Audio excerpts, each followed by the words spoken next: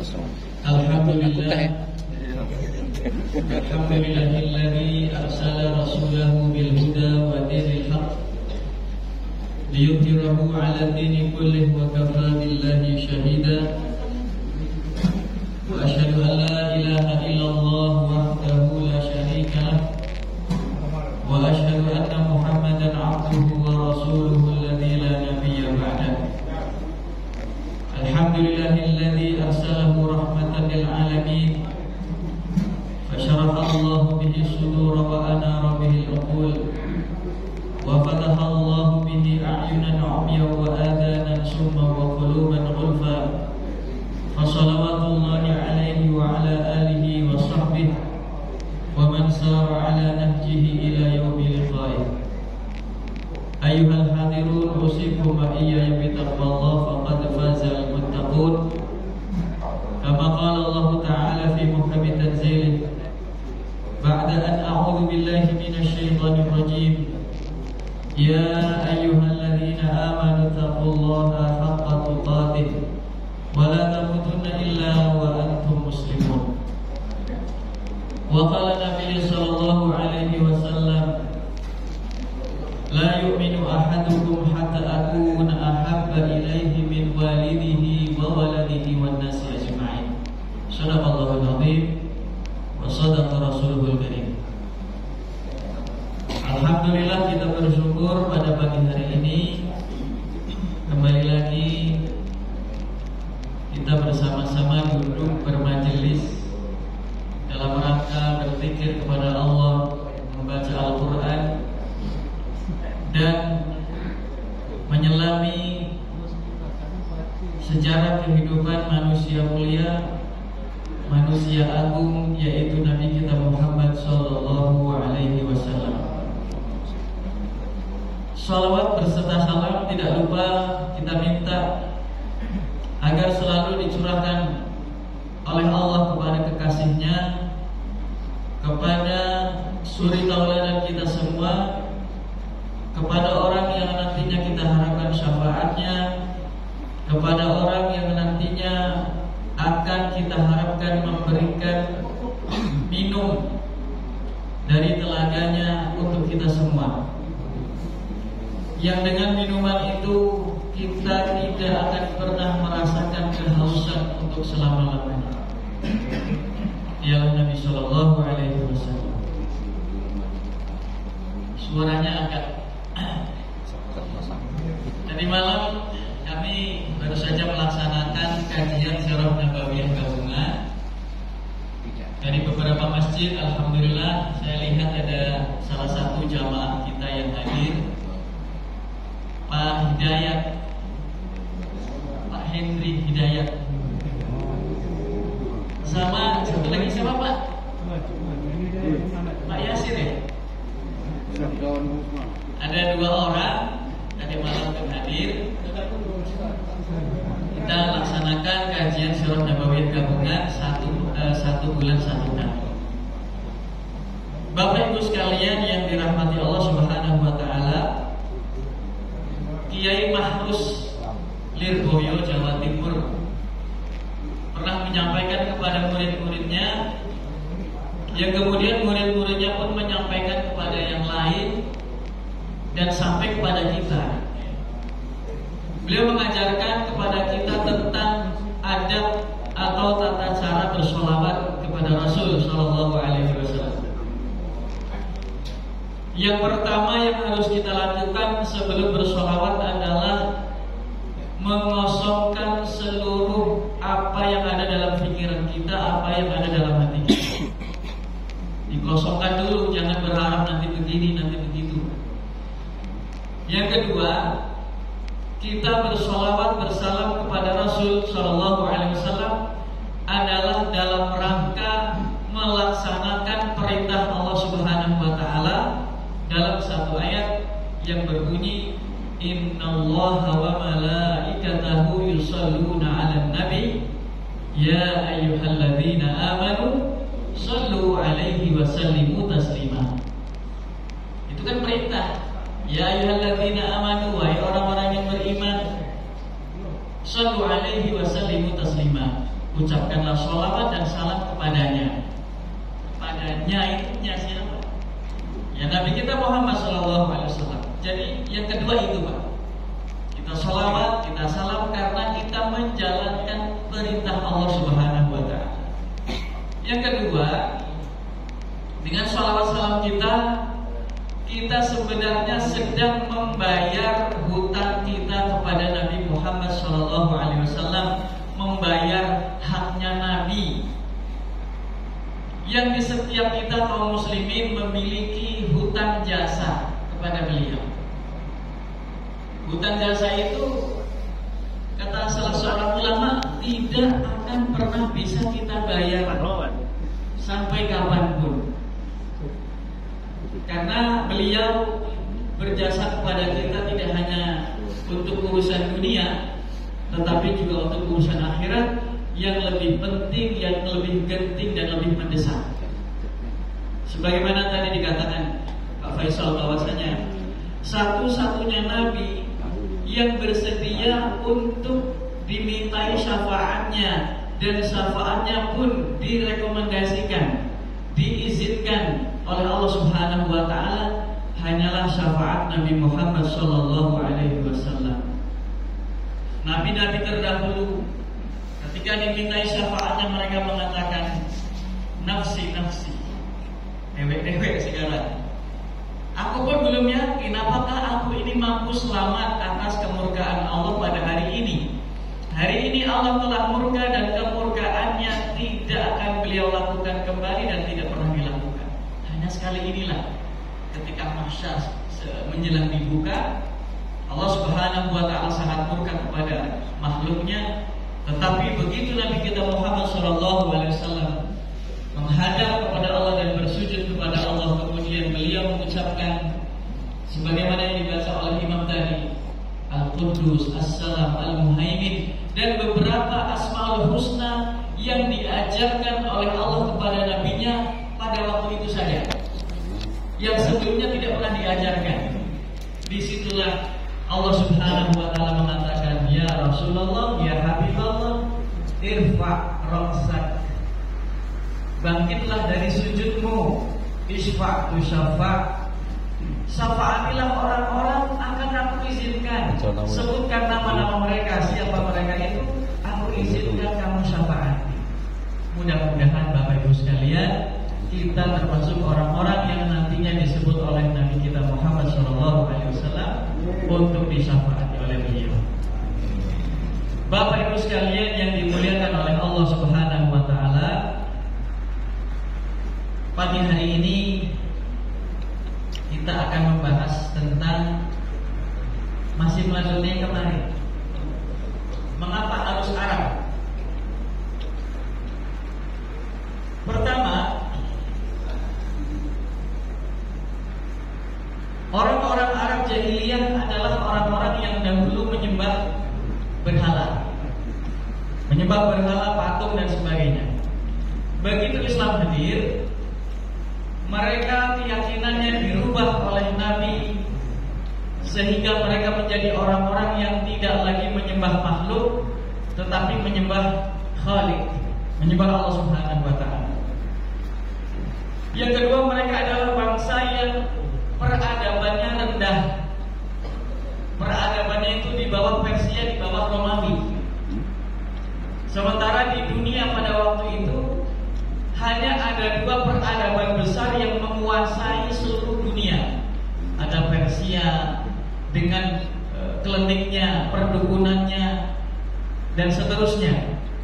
Dan ada juga Romawi dengan Alkitabnya, tetapi Alkitab itu sudah dirubah-rubah oleh pendeta-pendeta mereka, oleh pemimpin-pemimpin mereka. Yang ketiga, kaum muslimin atau Rasul Shallallahu Alaihi Wasallam hadir di Jazirah Arab untuk merubah orang yang tadinya gelap menjadi terang. Maksudnya itu bukan orang yang tadinya kulitnya hitam jadi putih, bukan. Merubah orang yang dari dulu pemikirannya sangat gelap, kemudian dirubah oleh Nabi SAW dengan ketelatenan beliau, dengan kesabaran beliau, dengan segala macam ujiannya, beliau mampu merubah orang-orang yang berpikiran jahiliyah menjadi orang-orang yang berpikiran Islam. Kemudian, sebagaimana yang pernah diucapkan oleh Sayyidina Ja'far bin Abi Thalib, kalau kita sebut Ja'far bin Abi Thalib, berarti Ja'far itu siapanya Ali bin Abi Thalib. Ja'far bin Abi Thalib, Ali bin Abi Thalib, berarti Ja'far siapanya? Ali, saudaranya Ali. Ketika tahun 6 kenabian, Nabi SAW diperintahkan oleh Allah atau mendapatkan inspirasi dari wahyu Allah agar hijrah ke Afrika. Disitulah Ja'far kemudian didatangi oleh dua tokoh kafir Mekah, yang intinya orang kafir Mekah ini ingin agar Raja Najasyi yang nama aslinya adalah Ashama itu untuk memulangkan orang-orang Islam yang meminta perlindungan di Afrika agar mereka dipulangkan ke Mekah. Dan Amr bin As yang pada waktu itu masih kafir, itu meminta kepada Raja Najasyi agar orang-orang Islam segera dikeluarkan dari negara itu. Sudah bawa hadiah kesukaan Raja Najasyi itu adalah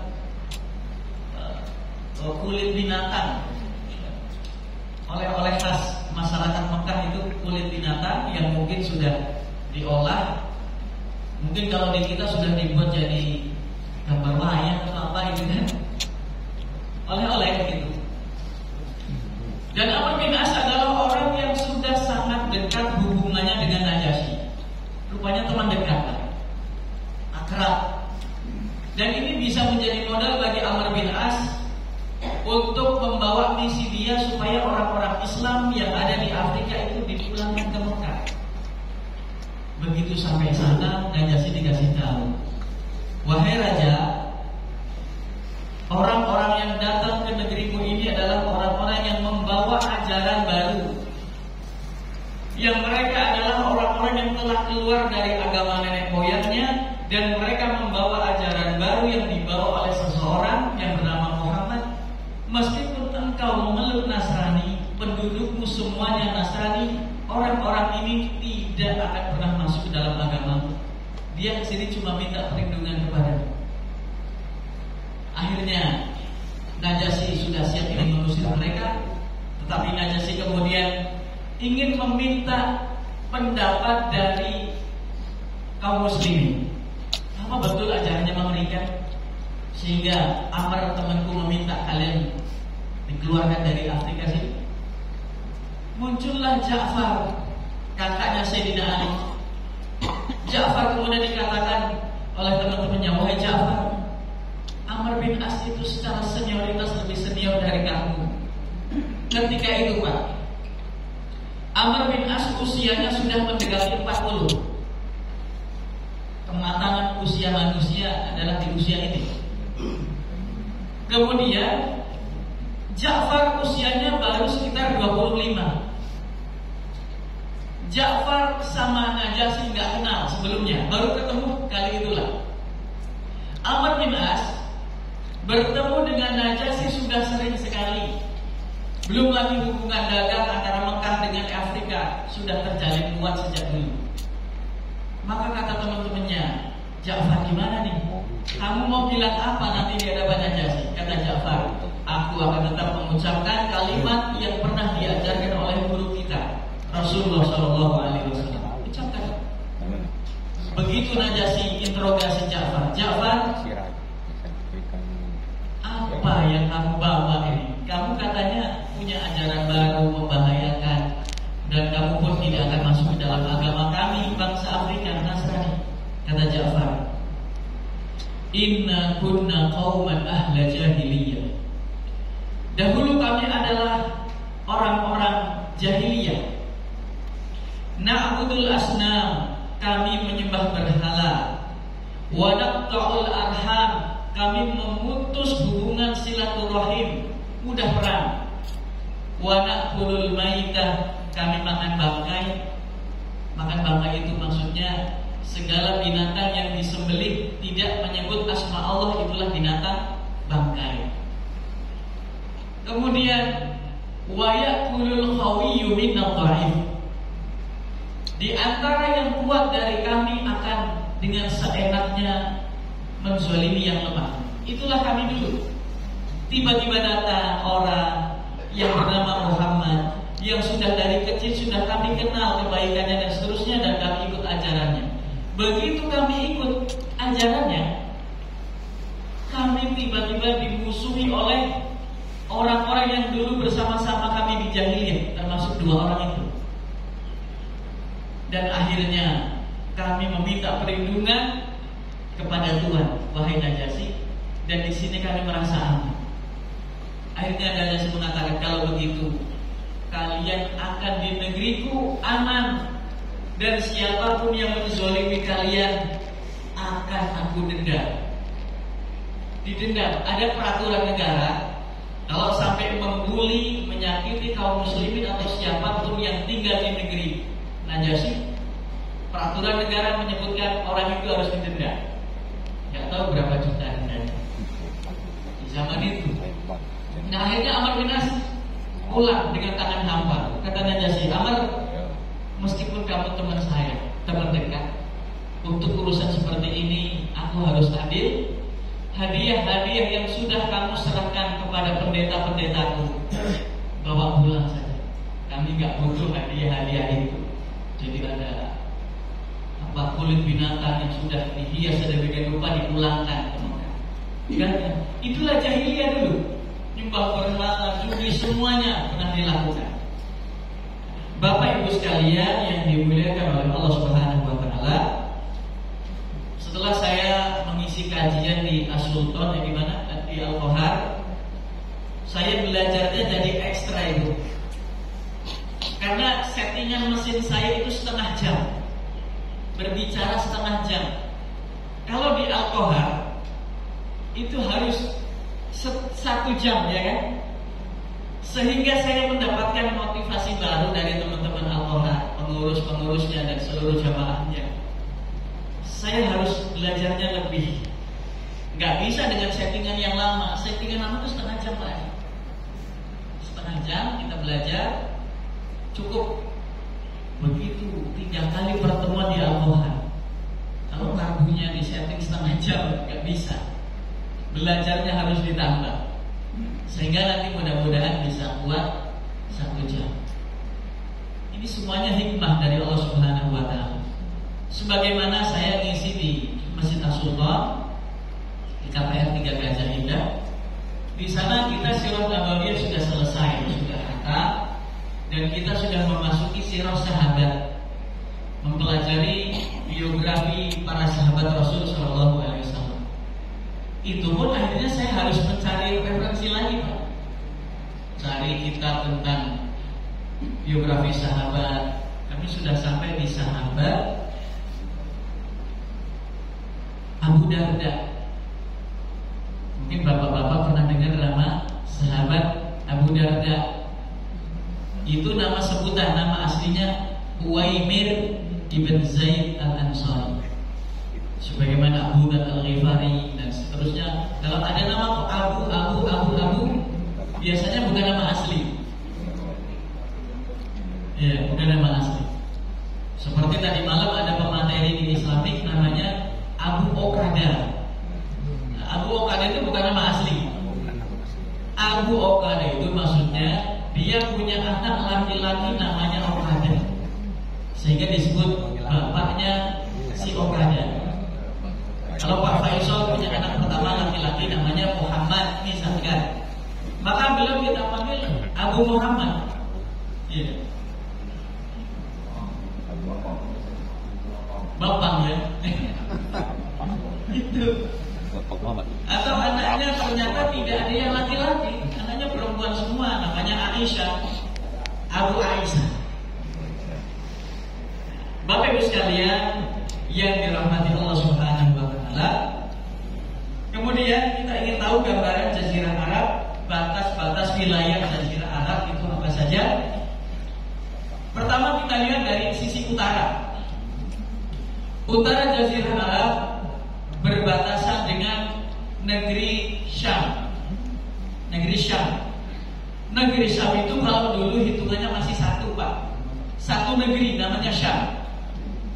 Nah, negeri Syam itu sekarang sudah terpecah menjadi 4 negara. Nah, ini ada 2 jamaah Islamic Center yang hadir pada pagi hari ini. Majelis Sirah Nabawiyah Al-Hudaybiyah. Ada Om Robi dan Om Tommy. Beliau tinggalnya di perumahan Juve ya. Itu sudah belajar tentang batas-batas wilayah. Tapi kalau saya tanya sekarang, mungkin gak bisa jawab. Belum bisa jawab. Gimana Om Tommy? Masih ingat gak? Utara berbatasan dengan mana? Selatan, timur, barat, Jazirah Arab. Om Robi tahu gak? Batas utara Jazirah Arab negeri apa? Negeri Syam. Atas itu kan negeri Syam. Dulu yang namanya Syam itu cuma satu, Pak. Dan dulu yang memimpin Syam itu bukan presiden, bukan raja, bukan khalifah, tetapi baru levelnya gubernur. Baru gubernur itu 4 negara. Sekarang kan harus 4 kepala negara. Itu dulu bukan lagi 4 kepala negara. Dulu itu baru levelnya 1 gubernur. Dan Sayyidina Abu Ubaidah bin Jarrah pernah memimpin Syam. Berarti kan memimpin 4 negara kalau sekarang. Artinya Pak, orang-orang dulu itu bebannya lebih berat daripada beban orang-orang sekarang. Dia harus menguasai 4 negara itu, dipimpinnya. Dan kalau kita lihat Pak, biografi para pemimpin di era itu jauh dari kata kemewahan, jauh sekali. Ketika Khalifah Umar pernah berkunjung kepada Sayyidina Abu Ubaidah, dilihatnya rumah Abu Ubaidah dalam keadaan yang memprihatinkan. Selevel gubernur, rumahnya memprihatinkan. Begitu masuk, Sayyidina Umar hanya melihat perabot-perabot perlengkapan perang, Pak. Bukan perabot-perabot seperti di rumah kita, mewah, gemerlap dan sebagainya. Tetapi rumah Abu Ubaidah hanya ada bantal biasa untuk sandaran. Orang Arab biasanya kan dia nampan Pak lesehan ya, dikasih bantal itu. Bantalnya pun kasar. Ada busur panah, ada beberapa anak panah, ada tameng atau perisai, tombak, pedang dan seterusnya. Aksesorisnya hanya itu. Kemudian Sayyidina Umar mengatakan, wahai Abu Ubaidah, bukankah gaji yang aku beri dari Madinah? Karena pusat Islam waktu itu kan Madinah. Gaji yang aku berikan kepada pegawai-pegawaiku di Syam, di Yaman, di mana-mana, itu sudah cukup bagimu untuk memenuhi kebutuhan hidupmu, rumah tanggamu, dapurmu dan sebagainya. Mengapa aku masih seperti ini kondisinya? Kamu kan gubernur Syam, 4 negara kalau sekarang. Apa kata Abu Ubaidah? Beliau ingat pesan Rasulullah SAW agar hidup sederhana dan apa adanya. Nah, mendengar nasihat Abu Ubaidah, Sayyidina Umar menangis. Sayyidina Abu Ubaidah pun menangis. Oh iya, dulu waktu Rasul masih hidup kita dengar nasihatnya, kita dengar semua petuah-petuahnya. Sekarang setelah wafat, kok seolah-olah kita meninggalkan semua wasiat beliau. Nah, kata Sayyidina Umar, wahai Abu Ubaidah, seluruh kita manusia telah dirubah oleh dunia ini, tetapi dunia tidak mampu merubah dirimu. Engkau tetap seperti itu dari dulu. Dan Sayyidina Umar sangat kagum dengan Abu Ubaidah. Makanya Pak, sebelum Sayyidina Umar wafat, beliau sudah menunjuk langsung khalifah pengganti beliau.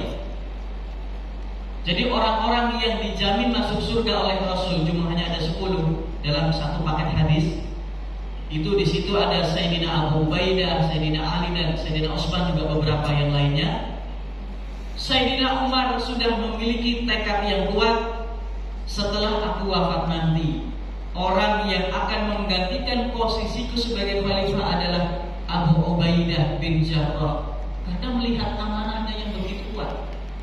Dan amanahnya Abu Ubaidah tidak hanya dibuktikan oleh Sayyidina Umar atau oleh orang lain, tetapi itu pun dibuktikan oleh Rasul sallallahu alaihi wasallam, sehingga Abu Ubaidah pernah mendapatkan julukan langsung dari baginda Nabi Muhammad sallallahu alaihi wasallam dengan julukan likulli ummatin amin. Semua umat memiliki orang yang bisa dipercaya. Wa amin hadhil ummah Abu Ubaidah bin Jarrah.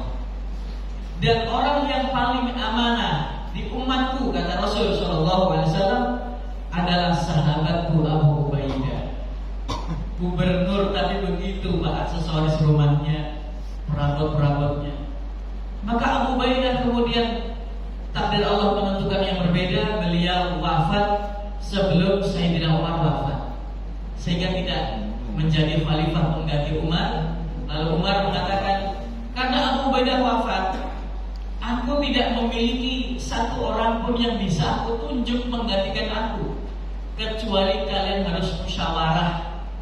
10 sahabat yang dijamin surga sudah sebagian wafat, sisanya mereka musyawarah membentuk panitia khusus. Siapakah di antara mereka nanti yang layak menggantikan posisi Sayyidina Umar? Maka ditunjuklah siapa Pak? Sayyidina Utsman bin Affan, menantu Rasul sallallahu alaihi wasallam. Di situ Pak, sebenarnya ada satu lagi yang layak, yang sangat layak jadi khalifah, yaitu Sa'id bin Zaid. Sa'id bin Zaid oleh Khalifah Umar tidak diajak rapat. Kata Sayyidina Umar, untuk Sa'id bin Zaid gak usah ikut ya. Kenapa? Rupanya Sa'id itu masih keluarganya Umar. Dia tidak ingin dikatakan karena nepotisme dan sebagainya. Padahal Pak, secara kelayakan sangat layak. Tapi kata Sayyidina Umar, untuk Sa'id dia gak usah diajak apa, biar yang lain saja. Itu terpilihlah Sayyidina Utsman. Itu batas utara Pak. Kita sedang membicarakan batas utaranya Jazirah ya, Jazirah Arab. Itu di utara bagian atas itu negeri Syam. Ada Palestina yang sekarang menjadi negeri yang dizolimi. Saya membayangkan Pak, kalau di hari ini ada Sayyidina Umar, Israel sudah selesai Pak. Sudah selesai oleh pasukan kaum muslimin yang sangat gagah berani itu, yang dulu kita pernah memiliki kewibawaan itu. Sekarang kita dalam posisi hina. Orang Islam saudara kita dizolimi, disakiti, diperkosa semuanya. Kita hanya mampu berdoa. Ya alhamdulillah kita masih berdoa. Ada juga yang tidak berdoa saja nggak bisa, tidak mendoakan saudara-saudaranya. Itu kalau ada Khalifah Umar, Israel sudah gulung tikar dari dulu. Betapa hebatnya Sayyidina Umar. Beliau tidak rela ada seorang pun saudara muslim yang dizolimi, apalagi di negeri muslim. Ya Allah, kita ini adalah orang-orang yang memang tidak layak mendampingi Rasul sallallahu alaihi wasallam. Karena kualitas kita memang rendah. Kualitas kita memang tidak layak hidup sezaman dengan Rasul sallallahu alaihi wasallam. Allahumma shayyiban nafi'an. Akhirnya hujan di luar itu. Nabi sallallahu alaihi wasallam pernah bersabda, "Ad-du'a 'inda nuzulil matar la yurad." Berdoa ketika turun hujan, doanya tidak ditolak oleh Allah Subhanahu wa taala. Maka bagi hari ini yang punya banyak hutang, punya hajat banyak, berdoalah. Semoga Allah kabulkan hajat-hajatnya. Amin ya rabbal alamin. Bapak Ibu sekalian yang dimuliakan oleh Allah Subhanahu wa taala, tadi kan saya katakan negeri Syam itu ada 4 negara sekarang. 4 negara itu mana saja, Pak? Tadi sudah dapat bocoran, satu di Palestina. Yang kedua negara Suriah. Suriah pun berkecamuk, Pak. Dahulu ada seorang ulama dari Indonesia ketika umroh kebetulan duduk dengan salah satu anggota Hamas Hamas di Gaza, Palestina. Itu prajurit Hamas ngobrol dengan ulama Indonesia. Ulama Indonesia nanya, kalian kok bisa sekuat itu? Padahal kalian diblokade sudah puluhan tahun. Rahasianya apa? Apa jawaban tentara Hamas? Rahasianya adalah, demikianlah Allah Subhanahu wa Ta'ala mengajarkan kepada kami. Itu nggak dikasih tahu, Pak. Rahasianya apa itu? Yang nanya sama-sama Muslim, tapi tidak diberitahu rahasianya apa bisa sekuat itu mereka. Maka ulama ini kemudian berkesimpulan, berarti ini orang memang sudah betul-betul menjalankan siasatnya dengan sangat baik. Dia tidak ingin ada kebocoran rahasia. Itulah Allah mengajarkan kepada kami bisa kuat dan sebagainya. Begitulah Allah mengajarkan kepada kami. Dan tentara Hamas ini kemudian mengatakan kepada salah satu ulama dari Indonesia, sebetulnya untuk bisa membebaskan Palestina itu cukup mudah. Karena Palestina itu seperti tubuh seekor burung. Tubuh seekor burung. Dan sayap dari burung itu kuncinya ada di Mesir dan di Suriah. Dan begitu pun dulu Salahuddin Al-Ayyubi ketika membebaskan Palestina, mereka memasuki pintu Suriah atau pintu Mesir. Nggak mungkin bisa masuk langsung ke jantung Palestina, sangat berat. Begitu Suriah bisa dimasuki oleh kaum muslimin, begitu pun Mesir bisa dimasuki kaum muslimin, maka dua sayap burung itu akan berkepat, lalu tubuhnya otomatis akan terangkat. Kenapa Pak? Mesir sekarang menjadi seperti itu. Susah kan? Masuk Rafah, perbatasan di blokade. Dulu presidennya pernah hafid Quran dulu, Dr. Mursi hafid Quran. Tetapi karena itu Islam dan Islamnya kuat, dan pintu Rafah pada zaman beliau dibuka lebar-lebar, muncullah mungkin Yahudi bermain dan seterusnya.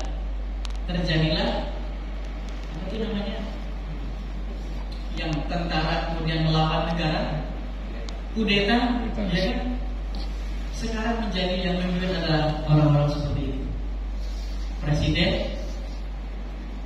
saya sampai lupa namanya. Saya yang ingat justru yang di penjara karena beliau hafid Quran, Dr. Mursi. Itu kalau Mesir Pak sudah berkepak sayapnya Pak, tinggal Suriah. Suriah pun dibuat seperti itu Pak. Suriah dibuat goncang, dibuat konflik terus menerus supaya sayap-sayapnya tidak bisa berkepak dan tidak bisa mengangkat Palestina.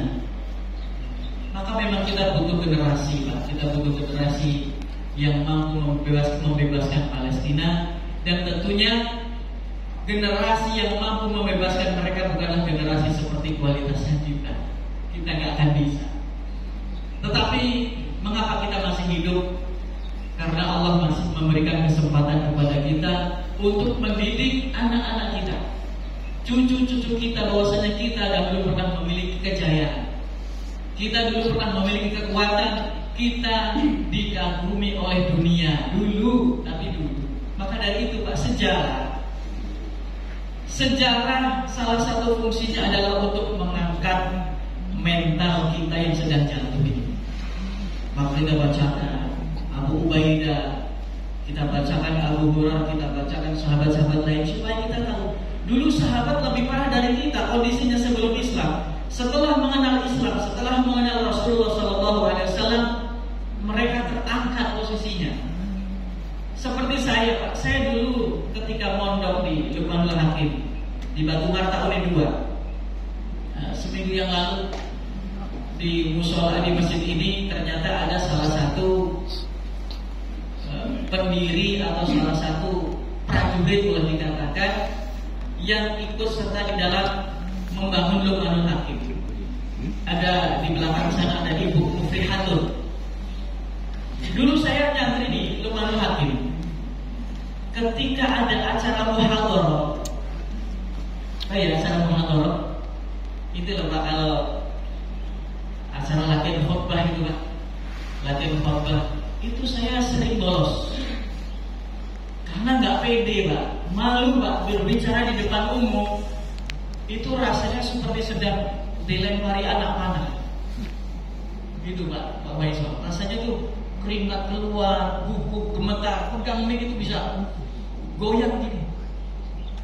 Tetapi begitu mengenal Rasulullah SAW, meskipun dengan pengenalan yang sangat tipis, itu saya bisa menjadi orang yang berani berbicara di depan umum dengan sahabat-sahabat di Al-Bahar, dengan sahabat-sahabat di Islamic Center. Dan saya tidak mempedulikan Pak berapa yang hadir, karena kalau kita sampai terpengaruh berapa yang hadir, khawatirnya bisa merusak niat kita Pak ya. Seperti dulu setelah COVID menyerang Islamic Center, peserta pertama 70-an, peserta untuk pertemuan berikutnya sekitar 4 orang. Pada bubar Pak, ada lari. 4 orang pun kita usahakan untuk tetap kita laksanakan kajian surah Al-Baqarah. Bertahan sampai akhirnya 4 tahun berjalan, pesertanya yang mampu berpegangan erat sekitar 12 orang. 70 mendapatkan filterisasi, difilter, disaring, dapat sekitar 12 orang dan menyusul yang lain. Bapak Ibu sekalian yang dirahmati Allah Subhanahu wa taala. Itu negara yang kedua Suriah. Yang ketiga adalah negara Yordania. Dan yang keempat saya malah lupa nih. Pak Hendri ingat gak Pak?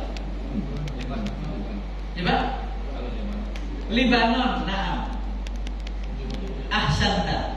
Libanon, Yordan, Suriah, Palestina.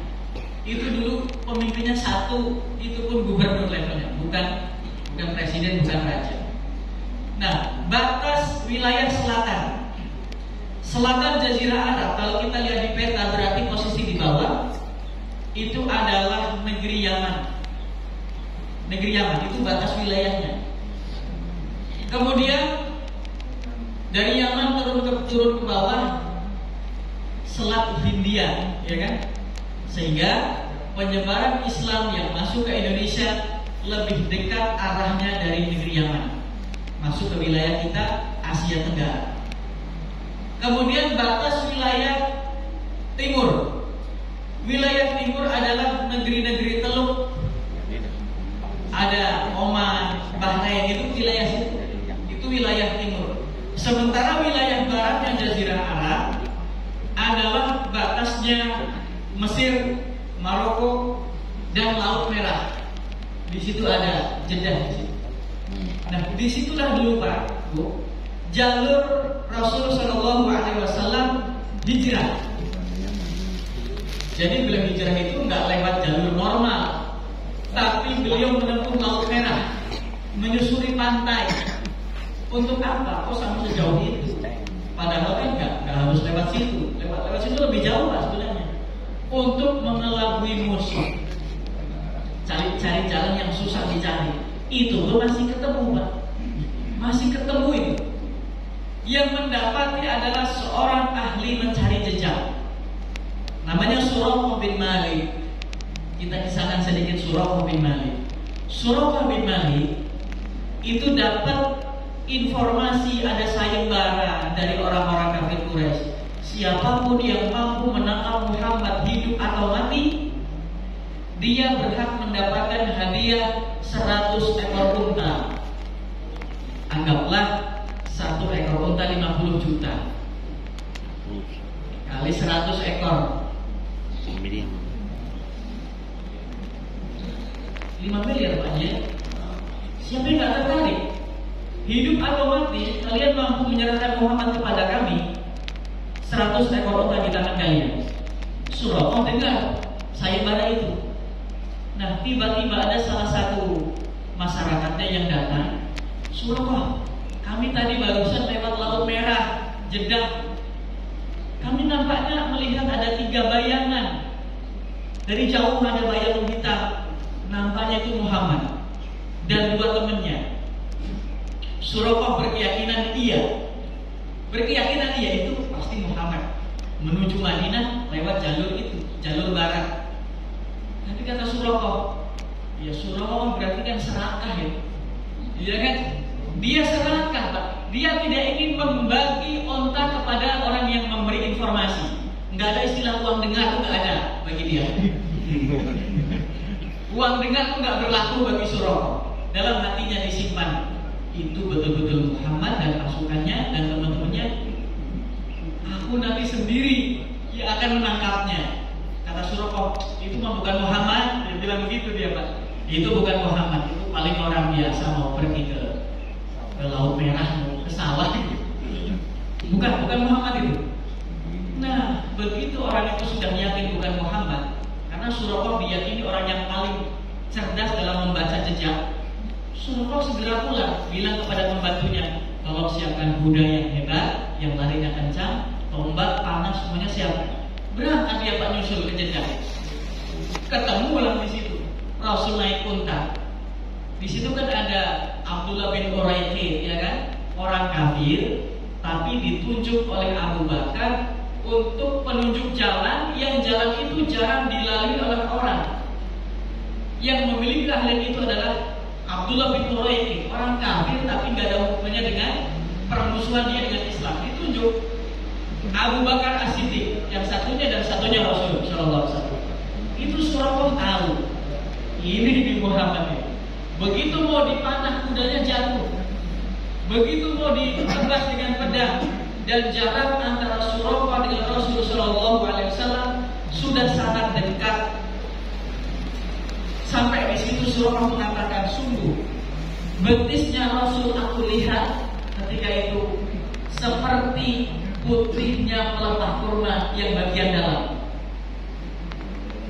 Ada hadis riwayat yang menyebutkan betapa putihnya betis Rasul oleh Suraqah digambarkan seperti pelepah kurma bagian dalam. Ketika pelepah itu ditebas, itu dalamnya kan putih. Digambarkan oleh Suraqah, itulah aku lihat betisnya Rasul Sallallahu Alaihi Wasallam. Ketika pedang akan ditebaskan, kudanya Suraqah terjatuh sampai 3 kali terjatuh. Disitulah Suraqah berkeyakinan ini bukan orang sembarangan. Ini bukan orang sembarangan. Yang khawatir Abu Bakar. Ya Rasulullah, ini Suraqah sudah dekat sekali dengan Rasul, hanya berzikir dan membaca Quran. Tenang saja, Allah lindungi kita. Allah lindungi kita. Tenang saja. Akhirnya Suraqah justru bilang, tolong, ya Muhammad, aku sudah nyerah. Aku sudah tidak akan lagi mengejarmu. Sekarang tolonglah aku, kudaku terperosok ke dalam pasir ini. Tolong aku. Rasul turun, dibantunya Pak, diangkat. Suraqah, kamu mau masih mengejar aku? Enggak lagi ya Muhammad. Suraqah, kamu masuk Islam ya? Belum mau Pak. Sudah lihat mukjizat seperti itu, masih belum mau masuk Islam. Wahai Suraqah, kalau memang tidak mau Islam, enggak apa-apa. Sekarang tolong kamu jangan membocorkan tentang perjalanan kami kepada siapapun. Baik, ya Muhammad. Dia pulang. Teman-temannya sudah ngumpul di mana Suraqah, ketemu Mbak Muhammad. Di sana sudah aku cari kemana-mana, ke sudut sini, ke sudut timur, sudut barat, segala penjuru sudah aku cari, dan tidak ada siapapun orang yang aku jumpai. Kalian gak usah lagi nyari-nyari, pulang aja. Lupakan 100 ekor unta yang akan dihadiahkan kepada kalian. Pulang aja, pulang. Padahal dia tadi melihat ya. Pagi hari mengejar Rasul, di sore hari menjadi pembela Rasul, meskipun belum menjadi Muslim. Nah, begitu beberapa tahun kemudian, barulah Suraqah masuk Islam. Nah, ketika itu Suraqah pernah dapat janji dari Rasul, wahai Suraqah, kamu mungkin sekarang lihat kami Islam seperti dihina-hina seperti ini. Aku mengajarkan kebaikan kepada kalian, malah aku diusir, aku dihina dan sebagainya. Tapi yakinlah Suraqah, suatu saat Islam ini akan dimenangkan oleh Allah Subhanahu wa taala, agama ini akan dimuliakan oleh Allah Subhanahu wa taala. Dan suatu saat Suraqah, engkau akan memakai gelang Raja Persia. Orang Arab berpikiran untuk berani melawan Persia pun tidak berani. Pada hari itu Suraqah mendapatkan informasi dari Rasul, kamu nanti dapat gelang Persia. Raja Persia punya gelang kebesaran. Ya seperti film-film pendekar zaman dulu kan gelangnya gede-gede gitu ya. Itu kebanggaan. Suraqah kamu pakai gelang ini suatu saat. Ya Rasul, ya Muhammad, aku ingin bukti darimu bahwasanya engkau nanti akan menjanjikan itu. Maka kemudian ada petugas beliau yang menulis, ini dari Rasul, janji Rasul kepada Suraqah, dia akan memakai gelang Raja Persia. Disimpan Pak surat itu oleh Suraqah dengan sangat rapi, sangat baik. Terjadilah pergantian kekuasaan. Rasul wafat. Suraqah belum mengenal Persia dan sebagainya. Persia belum ditaklukkan oleh kaum muslimin. Gantilah Rasul dengan Sayyidina Abu Bakar. Sayyidina Abu Bakar wafat, diganti Sayyidina Umar. Sayyidina Umar memimpin kaum muslimin dengan sangat tegas. Beliau mampu menaklukkan negeri-negeri termasuk Persia ditaklukkan oleh kaum muslimin. Disitulah harta banyak sekali Pak. Ada jubah Persia, ada mahkota Raja Persia, dan juga ada sepasang gelang Persia kanan kiri. Di tengah-tengah pasukan ada orang tua, prajurit sudah tua yang harusnya sudah pernah dirawat mungkin, iya kan? Maka kata Umar, adakah di sini orang yang dahulu pernah mendapatkan janji Rasul? Namanya Suraqah, ada nggak di sini? Ada Pak. Suraqah jalan sudah lemah begitu karena sudah usia sudah senja. Adakah aku? Mana buktinya? Dikeluarkan surat itu Pak dulu beberapa tahun yang lalu. Ini suratnya. Ini dari Rasul Sallallahu Alaihi Wasallam. Aku katanya dapat gelang. Dicari-cari dalam kumpulan harta ghanimah itu dicari-cari. Ketemulah 2 gelang Raja Persia, lalu dipakaikan kepada Suraqah bin Malik. Tidak hanya gelang Pak, jubahnya raja pun dipakaikan, mahkota dipakaikan. Dia diarak keliling Madinah. Senang sekali Suraqah, begitupun masyarakatnya ikut terangkat. Wah Suraqah dari kabilah kami diangkat, ikut bangga begitu. Ya Allah, itulah sabda Rasul, yakin pasti terjadi. Begitupun kita Pak. Kata Nabi, aku mampu menengarai, menandai umatku nanti di padang mahsyar dari sisa air wudhu mereka. Sabda Nabi. Maka dari itu kita pegang erat-erat sabda beliau ini, kita perbaiki wudhu kita niatkan tidak hanya untuk supaya sholat kita sah, tetapi kita niatkan supaya kita bisa ditandai bahwa kita umatnya Nabi Muhammad Sallallahu Alaihi Wasallam. Hadirin sekalian, hadirat rahimahumullah. Kemudian 10 menit lagi Pak. Selanjutnya adalah kita ingin tahu sejarah orang-orang Arab di zaman dulu. Apakah langsung di Mekah langsung ada orang atau bagaimana? Ternyata Pak, di Mekah itu dulu betul-betul kosong, lahan kosong. Yang kata Nabi Ibrahim, biwadin ghairi dzar'in, di sebuah lembah yang tidak ada tanaman tumbuh di situ. Artinya tanaman nggak bisa tumbuh di situ Pak, kecuali harus bawa tanah dari negeri lain baru bisa tumbuh.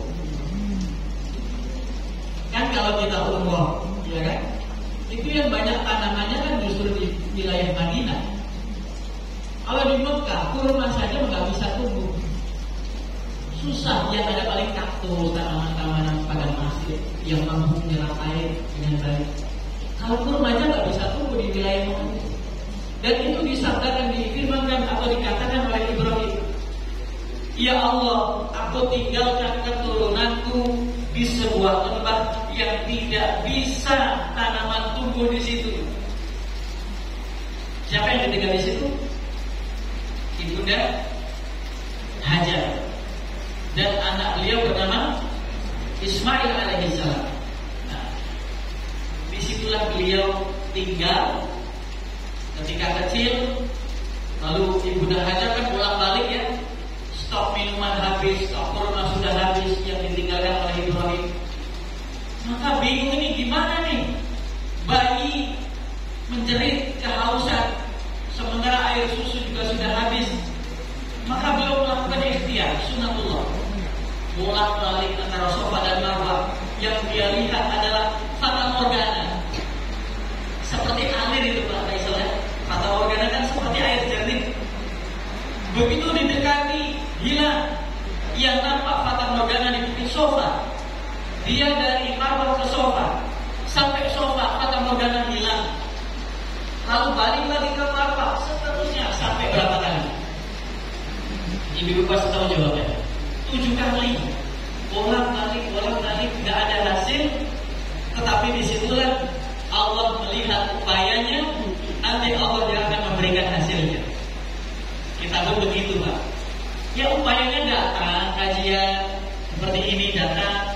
Masalah nanti paham tidaknya, meresap tidaknya, itu Allah yang ngasih. Masing-masing kita dapat porsi yang berbeda-beda. Ada yang dapat porsi ilmu yang disampaikan masuk 99% mungkin ada. Ada yang masuknya mungkin 1% mungkin ada. Tapi yang penting kita sudah mengupayakan, dan itu yang diinginkan Allah Subhanahu wa taala. Masalah hasil serahkan kepada Allah Subhanahu wa taala. Itu modal mandir 7 kali. Begitu sudah modal mandir, dilihatnya di bawah tubuh bayi mungil bernama Ismail muncullah mata air Pak, ya kan? Mata air yang disebut dengan Zam-Zam. Air terbaik di atas muka bumi. Itulah Zam-Zam. Sehingga segaris lurus dengan apa yang pernah dilakukan Nabi. Ketika Nabi minum Zam-Zam, beliau tidak duduk, minum sambil berdiri. Tetapi begitu minum air selain Zam-Zam, beliau duduk. Dikaji oleh ahlinya. Kenapa? Karena kalau air Zam-Zam tidak butuh duduk pun dia bersih. Tapi kalau air selain Zam-Zam, kalau tidak duduk minumnya, maka di organ tubuh kita ada semacam kelep yang menyaring kotoran-kotoran. Kalau air itu, air selain Zam-Zam akan masuk kalau kita berdiri. Maka kita duduk ketika minum selain Zam-Zam. Tentang air Zam-Zam, Bapak Ibu sekalian, ada 3 versi. Bapak-bapak, ibu-ibu, silakan memilih versi yang mana. Sumbernya itu dari mana? Sumber yang paling masyhur yang dikenal oleh kita, air Zam-Zam munculnya dari hentakan kaki Nabi Ismail, ya Pak ya. Itu paling masyhur, paling terkenal. Pendapat kedua, air Zam-Zam muncul dari bekas pijakan kaki untanya Nabi Ibrahim ketika meninggalkan istri dan anaknya di Mekah. Dia kan balik lagi ke Palestina, nggak ditungguin di situ, balik lagi ke Palestina. Nah, pijakan kaki untanya Ibrahim itulah yang kemudian memancarkan air. Pendapat ketiga adalah air Zam-Zam muncul dari tepakan sayap malaikat. Malaikat mengepakkan sayapnya, sekali tepak muncul air itu. Bapak Ibu bisa memilih. Kalau nanti ada kajian di sana, sumber air Zam-Zam dari tepakan sayap malaikat, memang ada. Yang penting apa? Yang penting pembicara itu tidak menyalahkan salah satu pendapat. Yang agak repot kan kalau pendapat saya yang paling benar, itu agak repot kalian begitu. Yang jelas kita tunjukkan ada 3. Sayap malaikat, pijakan kaki unta Nabi Ibrahim, dan hentakan kaki Nabi Ismail. Insya Allah cukup. Setelah ini bisa sholat syuruk, bapak-bapak, ibu-ibu. Mudah-mudahan apa yang disampaikan ada manfaatnya, dan jika ada sesuatu yang tidak berkenan dalam hati bapak dan ibu sekalian, saya mohon maafnya kepada Allah, mohon ampunannya. Subhanakallahumma wa bihamdik, asyhadu an la ilaha illa anta, astaghfiruka wa atubu ilaik. Wassalamualaikum warahmatullahi wabarakatuh.